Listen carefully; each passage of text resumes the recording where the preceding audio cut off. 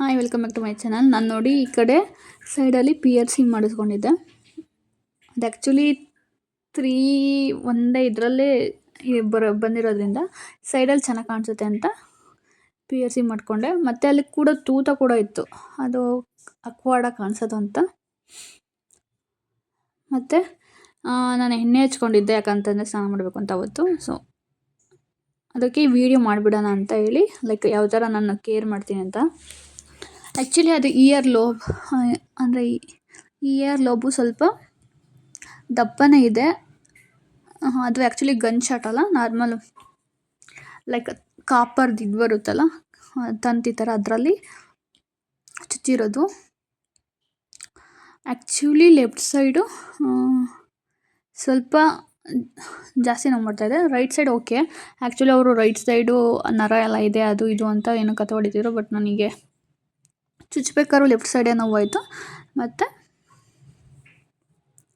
ಈಗ ಕೂಡ ಒಂದು ಸ್ವಲ್ಪ ಈಲಾಗೋದಕ್ಕೆ ಅದೇ ಸ್ವಲ್ಪ ಇದಾಗ್ತಾಯಿದೆ. ಆ್ಯಕ್ಚುಲಿ 15 ಡೇಸ್ ಆಯಿತು, ಇನ್ನೂ ಈಲಾಗೋದಲ್ಲೇ ಇದೆ. ನಾನು ಅದನ್ನು ಟಚ್ ಮಾಡಲ್ಲ, ಮತ್ತು ಕ್ಲೀನ್ ಮಾಡ್ತೀನಿ, ಕೇರ್ ಮಾಡ್ತೀನಿ. ಆದರೂ ಕೂಡ ಅಂದರೆ ತುಂಬ ಪಸ್ ಜಾಸ್ತಿಯಾಗಿ ಊದ್ಕೊಂಡು ರಕ್ತ ಆ ಥರ ಎಲ್ಲ ಆಗಿಲ್ಲ, ಕೇರ್ ಮಾಡಿರೋದ್ರಿಂದ. ಸ್ವಲ್ಪ ನೋವಿತ್ತು, ಅದಕ್ಕೆ ಇದನ್ನು ತೆಗೆದುಬಿಟ್ಟು ನೀಮ್ ಕಡ್ಡಿ ಇಟ್ಕೊಂಡಿದ್ದೀನಿ.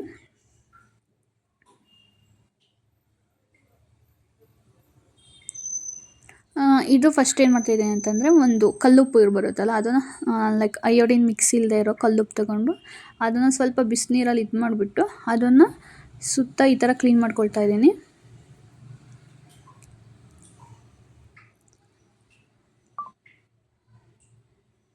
ಆ್ಯಕ್ಚುಲಿ ಇದನ್ನು ರಿಮೂವ್ ಮಾಡಬೇಕಾಯಿತು, ಬಟ್ ನಾನು ಅಲ್ಲೇ ಹಾಕಿಸ್ಕೊಂಡಿದ್ದಲ್ಲಿ ಸುಮ್ಮನೆ ರಿಮೂವ್ ಮಾಡಿರಲಿಲ್ಲ. ಆಮೇಲೆ ನಾನೇ ರಿಮೂವ್ ಮಾಡಿ ತೆಗೆದಿಟ್ಟಿದ್ದೀನಿ. ಅಂದರೆ ಲೈಕ್ ನೀಮ್ ಕಡ್ಡಿ ಬರುತ್ತಲ್ಲ, ಅದನ್ನು ಹಾಕ್ಕೊಂಡಿದ್ದೀನಿ. ಸೊ ಈಲಾಗಲಿ ಅಂತ.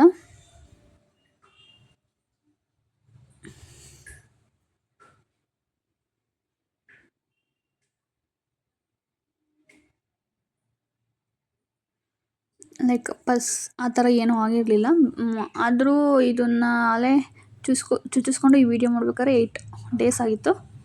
ನೋಡಿ, ಈ ಥರ ಇಯರ್ ಬಡ್ಸ್ ಬರುತ್ತಲ್ಲ, ಅದರಲ್ಲೇ ಕ್ಲೀನ್ ಮಾಡಿಕೊಂಡು ನಾನು ಹಾಕ್ತಾಯಿದ್ದೀನಿ. ಮತ್ತು ಇನ್ನೊಂದು ಈಲಾಗದೆ ಇರೋದಕ್ಕೆ ಮೇನ್ ಕಾರಣ ಅಂತಂದರೆ ರೈನಿ ಸೀಸನ್ಸ್ ಇದು. ಮತ್ತು ವಿಜಯದಶಮಿ ಇರೋದ್ರಿಂದ ವಿಜಯದಶಮಿ ಸ್ಟಾರ್ಟ್ ಆಯಿತು. ಅಂದರೆ ನಾನು 8 ಡೇಸ್ ಆದಮೇಲೆ ನಾನು ಆ್ಯಕ್ಚುಲಿ ಮುಂಚೆಯಿಂದನೇ ಡೈಲಿ ಸ್ನಾನ ಮಾಡಬೇಕಾಯಿತ್ತು. ಸೊ ಅವಾಗೆಲ್ಲ ಎಡ್ ಬಾತ್ ಎಲ್ಲ ತಗೊಳ್ಳೇಬೇಕಲ್ಲ, ಅಂದರೆ ಲೈಕ್ 9 ದಿವಸ ಪೂಜೆ ಮಾಡ್ತೀನಿ ಅಂತ ಅಂದ್ಕೊಂಡಿದ್ದಕ್ಕೆ. ಮತ್ತು ಲಾಗೆಲ್ಲ ಕ್ರಿಯೇಟ್ ಮಾಡ್ತಿದ್ದೆ. ಅದಕ್ಕೆಲ್ಲ ಮಾಡಬೇಕಾದ್ರೆ ಲೈಕ್ ಸ್ನಾನ ಅಂದರೆ ಎಡ್ ಬಾತ್ ಮಾಡಲೇಬೇಕಾಗುತ್ತೆ. ಅದಕ್ಕೆ ಕಂಟಿನ್ಯೂಸಾಗಿ ಮಾಡಿರೋದ್ರಿಂದ. ಬಟ್ ಡೇ ಟು ಡೇ ರೊಟೀನಲ್ಲಿ head bath like weekly twice ಮಾಡ್ತಿದ್ದೆ. ಬಟ್ ಇವಾಗ ವೀಕ್ಲಿ ಡೈಲಿ ಮಾಡೋ ಥರ ಆಯ್ತಲ್ಲ. ಸೊ ಅದಕ್ಕೋಸ್ಕರ ಇನ್ನೂ ಕೂಡ ನೀರೆಲ್ಲ ತಗಲಿಬಿಟ್ಟು, ಸೊ ಅದನ್ನು ಈಲಾಗೋದಕ್ಕೆ ಟೈಮ್ ತೊಗೊಳುತ್ತೆ. ಸೊ ಅದು ಕಾರಣ ಇರ್ಬೋದು.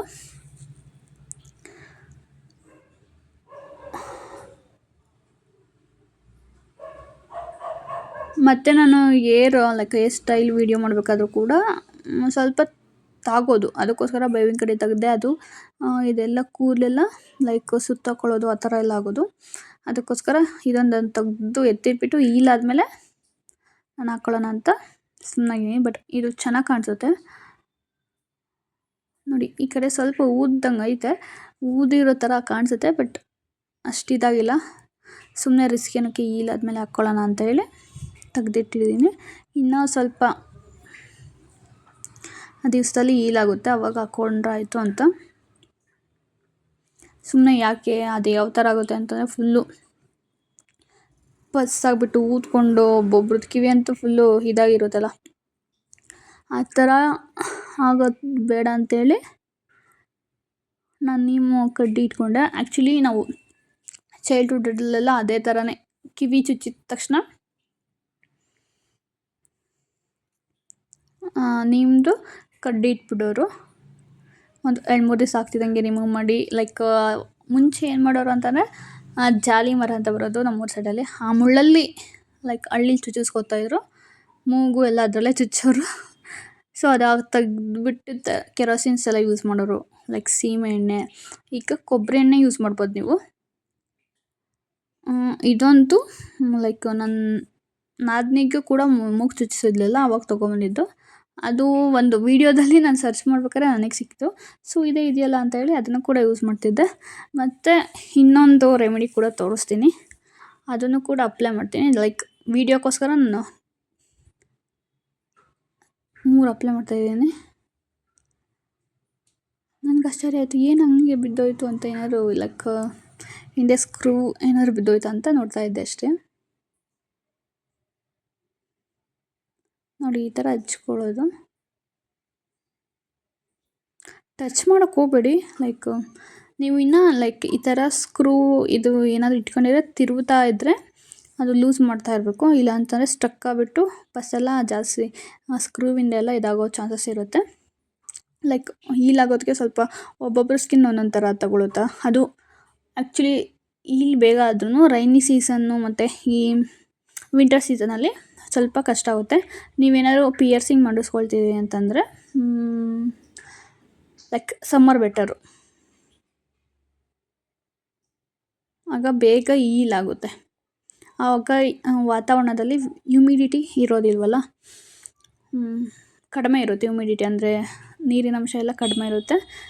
ಮತ್ತು ವಾತಾವರಣನೂ ಕೂಡ ಸ್ವಲ್ಪ ಬಿಸಿಲು ಜಾಸ್ತಿ ಇರೋದ್ರಿಂದ ಅದು ಅಷ್ಟು ಗೊತ್ತಾಗೋದಿಲ್ಲ.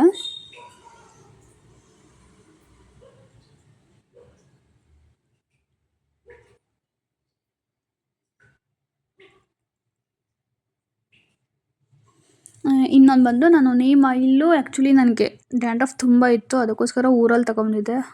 ಬಟ್ ಅದನ್ನು ಡೈರೆಕ್ಟಾಗಿ ಹಚ್ಚಿದ್ರೆ ಸ್ವಲ್ಪ ತಲೆನೋವು ತುಂಬ ಸ್ಟ್ರಾಂಗ್ ಇರುತ್ತೆ ಇದು ಆಯಿಲ್ಲು. ಏನು ಮಾಡ್ತಾಯಿದ್ದೆ ಅಂದರೆ ಸ್ವಲ್ಪ ಒಂದೊಂದ್ಸಲಿ ಡೈರೆಕ್ಟಾಗಿ ಹಚ್ಬಿಡ್ತಿದ್ದೆ, ಅಂದರೆ ತುಂಬ ಹೆವಿ ಡ್ಯಾಂಡ್ರಫ್ ಆಗಿತ್ತು. ಆ ಟೈಮಲ್ಲಿ ಕೇರ್ ಮಾಡಿರಲಿಲ್ಲ, ಎಕ್ಸಾಮಿಗೆ ಓದ್ಕೋಬೇಕು ಅಂತ 2 ತಿಂಗಳು, ಅಂದರೆ ಓದ್ಕೊಳ್ಳೋಕ್ಕೆ ಅಂತ ಹೋದಾಗ ಅಷ್ಟು ಕೇರ್ ಮಾಡಿರಲಿಲ್ಲ. ಆ ಟೈಮಲ್ಲಂತೂ ಹೆವಿ ಲೈಕ್ ಡ್ಯಾಂಡ್ರಫ್ ಆಗಿತ್ತು. ಲೈಕ್ ಯಾವುದೋ ಅಂದರೆ ಡ್ಯಾಂಡ್ರಫ್ ಆಗಿರೋದು ಬಾಚಣಿಗೆ ಯೂಸ್ ಮಾಡಿದರೆ ನಮಗೂ ಕೂಡ ಆ ಥರ ಆಗೋ ಚಾನ್ಸಸ್ ಇರುತ್ತೆ. ಅದಕ್ಕೋಸ್ಕರ ನೀವು ಸಪ್ರೇಟಾಗಿ ಒಂದು ಕೂಂಬ್ ಇಟ್ಕೊಂಡಿರಬೇಕು, ಇಲ್ಲ ಅಂತಂದರೆ ಹೆವಿ ಡ್ಯಾಂಡ್ರಫ್ ಆಗುತ್ತೆ. ಸೊ ಆ್ಯಕ್ಚುಲಿ ಅಷ್ಟು ವಾಯ್ಸ್ ಕ್ಲಿಯರ್ ಇರಲಿಲ್ಲ, ಅದಕ್ಕೋಸ್ಕರ ನಾನೇ ವಾಯ್ಸ್ ಓವರ್ ಕೊಡ್ತಾಯಿದ್ದೀನಿ. ಇದು ವೀಡಿಯೋ ಮಾಡಿ ನಿಯರ್ಲಿ 15 ಡೇಸ್ ಆಯಿತು, ಎಡಿಟ್ ಮಾಡೇ ಇಲ್ಲ. ಸೊ ಒಂದು 2-3 ವೀಡಿಯೋಸ್ ಇದ್ದಾವೆ, ಲೈಕ್ ಇಯರ್ ಕೇರ್ದೊಂದು, ಸ್ಕಿನ್ ಕೇರ್ದು, ಮತ್ತು ಇದೊಂದು ಇಯರ್ ಪಿಯರ್ಸಿಂಗ್ದು ಯಾವ ಥರ ಕೇರ್ ಮಾಡಿದ್ದೀನಿ ಅಂತ. ನನಗೆ ಲಿಟ್ರಲಿ ಆ 8 ದಿವಸ ಆ ಕಡೆ ಮಲಗೋಕ್ಕಾಗ್ತಿಲ್ಲ, ಈ ಕಡೆನೂ ತಿರ್ಕೊಳ್ಳೋಕ್ಕಾಗ್ತಿಲ್ಲ. ಯಾಕಂತಂದರೆ ಕಿವಿ ನೋವಾಗುತ್ತೆ ಅಂತ ಹೇಳಿ ಸ್ಟ್ರೈಟ್ನಾಗಿ ಮತ್ತು ನಿಮ್ಮ ಬೆಡ್ ಅಥವಾ ದಿಂಬು ಅದೆಲ್ಲ ತುಂಬ ನೀಟಾಗಿರಬೇಕು. ಯಾಕಂತಂದರೆ ಆವಾಗ ಇನ್ಫೆಕ್ಷನ್ ಆಗೋ ಚಾನ್ಸಸ್ ಇರುತ್ತೆ. ಅದೆಲ್ಲ ವೀಕ್ಲಿ ಅಥವಾ 3 ಡೇಸ್ಗೊಂದ್ಸಲಿ ಚೇಂಜ್ ಮಾಡ್ತಾಯಿದ್ರೆ, ಲೈಕ್ ದಿಂಬು ಕವರ್ ಆದರೂ ಚೇಂಜ್ ಮಾಡ್ತಾಯಿರಿ.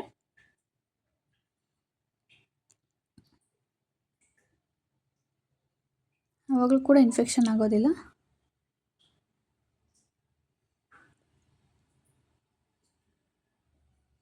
ಮತ್ತು ಇನ್ನೊಂದು ತೋರಿಸ್ತಿದ್ದೀನಿ ನೋಡಿ, ಸ್ವಲ್ಪ ಅರಿಶಿನ ಹಾಕ್ಕೊಳ್ಳೋದು,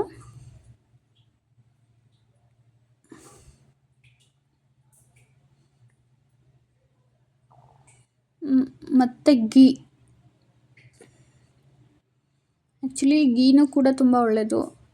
ಅದನ್ನು ಹಾಕ್ಕೊಂಡ್ಬಿಟ್ಟು ಸ್ವಲ್ಪ ಹೋಮ್ ಮೇಡು ಇದ್ದರೆ ಒಳ್ಳೆಯದು, ಮನೆಯಲ್ಲೇ ಮಾಡ್ಕೊಳ್ಳೋದಿದ್ರೆ ಅಥವಾ ಅಂಗಡೀಲಿ ತಂದಿರೋದು ಒಳ್ಳೆ ಬ್ರ್ಯಾಂಡ್ ಆಗಿದ್ರೆ ಆ ಗೀನ ಇದು ಮಾಡಿಕೊಂಡು ನೀವು ಲೈಕ್ ಬೆಳಿಗ್ಗೆ ಮತ್ತು ಸಂಜೆ, ಅಟ್ಲೀಸ್ಟ್ ಬೆಳಿಗ್ಗೆ ಆಗಲಿಲ್ಲ ಅಂತಂದರೆ ಸಂಜೆ ಆದರೂ ಹಚ್ಚಿ ನೀಟಾಗಿ ಕ್ಲೀನ್ ಮಾಡಿ, ಬೆಳಿಗ್ಗೆ ಒಂದ್ಸಲಿ ಕ್ಲೀನ್ ಮಾಡಿಬಿಟ್ಟು ಯಾವುದಾದ್ರೂ ಆಯಿಂಟ್ಮೆಂಟ್ ಅಥವಾ ಲೈಕ್ ಕೊಬ್ಬರಿ ಎಣ್ಣೆ ಬಿಟ್ಕೊಳ್ಳಿ, ಬೇಗ ಹೀಲಾಗುತ್ತೆ. ಕೊಬ್ಬರಿ ಎಣ್ಣೆನೂ ಕೂಡ, ಕೊಬ್ಬರಿ ಎಣ್ಣೆ ಅಂತೂ ಎಲ್ಲರ ಮನೆಯಲ್ಲೂ ಅವೈಲಬಲ್ ಇದ್ದೇ ಇರುತ್ತೆ, ಅದನ್ನಾದರೂ ಹಾಕ್ಬೋದು.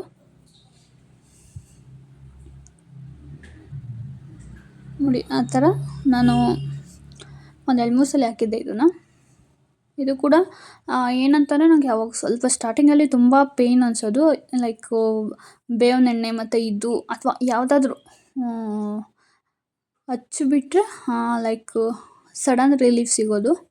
ಅಂದರೆ ಬೇಗ ವಾಸಿ ಆಗಿದೆ ಅಂತಲ್ಲ, ಒಂದು ಆ ನೋವು ಪೇಯ್ನು ಸಡನ್ ರಿಲೀಫ್ ಅನ್ಸೋದು ಆ ಟೈಮಲ್ಲಿ. ತುಂಬ ಪೇಯ್ನ್ ಐತೆ ಅನ್ಬೇಕಾದ್ರೆ ನಾನು ಹಚ್ಕೊಬಿಡ್ತಿದ್ದೆ ಅವಾಗ ಸಡನ್ ರಿಲೀಫ್ ಅನ್ಸೋದು. ಇದು ಆ್ಯಕ್ಚುಲಿ ನನ್ನ ಎಕ್ಸ್ಪೀರಿಯೆನ್ಸು.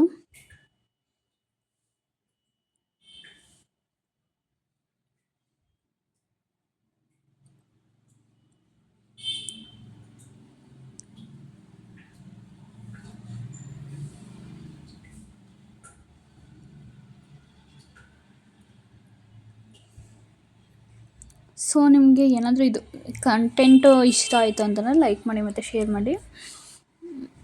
ನೋಡೋಣ, ಇದು ಆ್ಯಕ್ಚುಲಿ ಕೆಲವ್ರಿಗೆ ಎಲ್ಪ್ ಮಾಡ್ಬೋದು ಅಂತ. ಅಂದರೆ ನೀಮ್ ಕಡ್ಡಿ ಕೂಡ ಇಟ್ಕೊಂಡಿದ್ದೀನಿ, ಅದೊಂದು ವೀಡಿಯೋ ಮಾಡಿಲ್ಲ. ಇನ್ನೂ ಸ್ವಲ್ಪ ಇಲ್ಲ ಬೇಕು. ಹೇಳಿದ್ನಲ್ಲ ನಾವು ಎಲಿಕ್ಸು ಲೈಕ್ ಬುಗ್ಡಿ ಚುಚ್ಚಿಸಿದಾಗ ಅದನ್ನು ಎಲಿಕ್ಸ್ ಅಂತ ಕರೀತಾರೆ. ಇದು ಇದು ಹೂಪ್ಸ್ ಹಿಯರಿಂಗ್ಸ್ ಅಂತ ಹೂಪ್ಸ್ ಅಂತಲೂ ಕರೀತಾರೆ.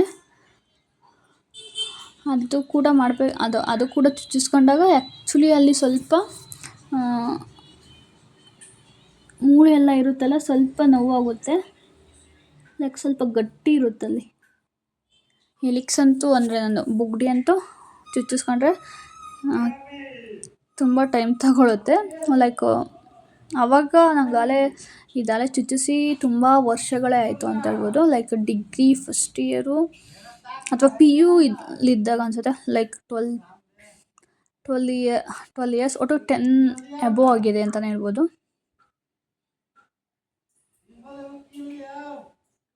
ಆ್ಯಕ್ಚುಲಿ ನನ್ನ ಹತ್ರ ಟ್ರೆಡಿಷನಲ್ ಬುಗ್ಡಿ ಇತ್ತು. ಲೈಕ್ ಅದು ಉತ್ತರ ಕರ್ನಾಟಕ ಸೈಡಲ್ಲಿ ಜಾಸ್ತಿ ಚುಚ್ಚಿಸ್ತಾರೆ, ನಮ್ಮ ಸೌತ್ ಕರ್ನಾಟಕಕ್ಕಿಂತ ಅವರು ಸ್ವಲ್ಪ ದೊಡ್ಡದಾಗ್ತಾರೆ. ಲೈಕು ಸ್ಟೇಟ್ ಟು ಸ್ಟೇಟು ಬುಗ್ಡಿ ಡಿಸೈನ್ಸು ಅದೆಲ್ಲ ವೇರಿ ಆಗುತ್ತೆ. ಇದು ಸ್ವಲ್ಪ ಯುನಿಕ್ ಡಿಸೈನ್ಸು, ಲೈಕ್ ಸಿಂಪಲ್ಲಾಗೂ ಇರುತ್ತೆ ಮತ್ತು ವೆರೈಟಿಯಾಗಿ ಡಿಸೈನ್ಸು ಬಂದಿದ್ದಾವೆ ತುಂಬ. ಈಗಂತೂ ಆ್ಯಕ್ಚುಲಿ ಟ್ರೆಂಡ್ ಅಂತಲೇ ಹೇಳ್ಬೋದು ಬುಗ್ಗುಡಿ ಮತ್ತು ಇದು ಉಪ್ಸ್ ಇಯರ್ ಲೋಪ್ಸು ಮತ್ತು ಸ್ಪೆಕ್ಟಮ್ ಅದೆಲ್ಲ. ಇದು ನೋಡಿ, ಇದೇ ಅದು ಸ್ಕ್ರೀನ್ಶಾಟ್ ತಕ್ಕೊಳ್ಳೋಂಗಿದ್ರೆ ತಕ್ಕೊಬೋದು. ಇದು ಆಲ್ಮೋಸ್ಟ್ 199 ಇದೆ, 200 ರೀಸೆಂಟಾಗಿ ತೊಗೊಂಡಿರೋದು. ಅದು ನೋಡಿ ಅಲ್ಲಿ ಎಕ್ಸ್ಪೈರಿ ಡೇಟ್ ಎಲ್ಲ ಕಾಣಿಸುತ್ತೆ. 25 ತೊಗೊಂಡಿರೋದು. ಎಕ್ಸ್ಪೈರಿ ಆಗೋದು 26 1 ಇಯರ್ ಯೂಸ್ ಮಾಡ್ಕೋಬೋದು.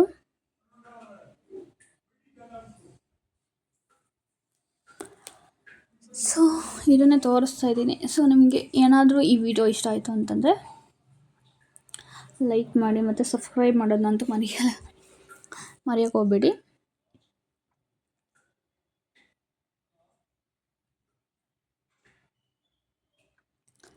S, thank you for watching.